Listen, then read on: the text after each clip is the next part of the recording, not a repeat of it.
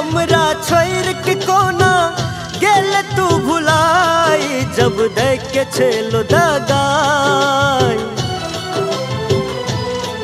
जब देख के छेलो दगाई तो हमसे प्यार की अकेले, जब देख के छेलो दगाई तो हमसे प्यार की अकेले, जब देख के छेलो दगाई तो हमसे प्यार की अकेले।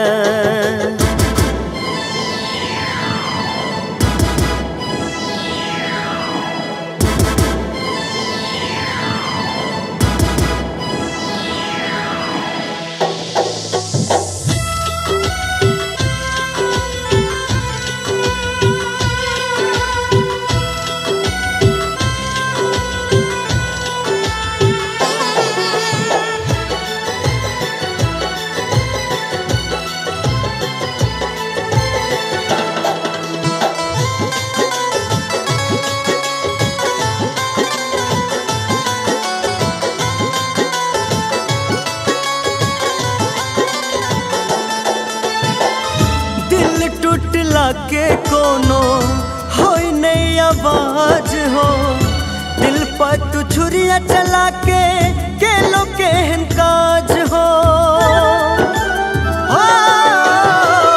दिल टूटला के कोनो होई नहीं आवाज हो, दिल पर तू छुरिया चला के लो केहन काज हो।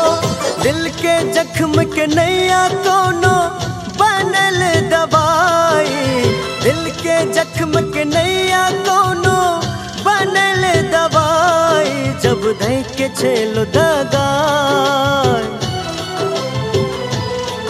जब देख के छेलो दगाई तो हमसे प्यार की अकेले, जब देख के छेलो दगाई तो हमसे प्यार की अकेले, जब देख के छेलो दगाई तो हमसे प्यार की अकेले।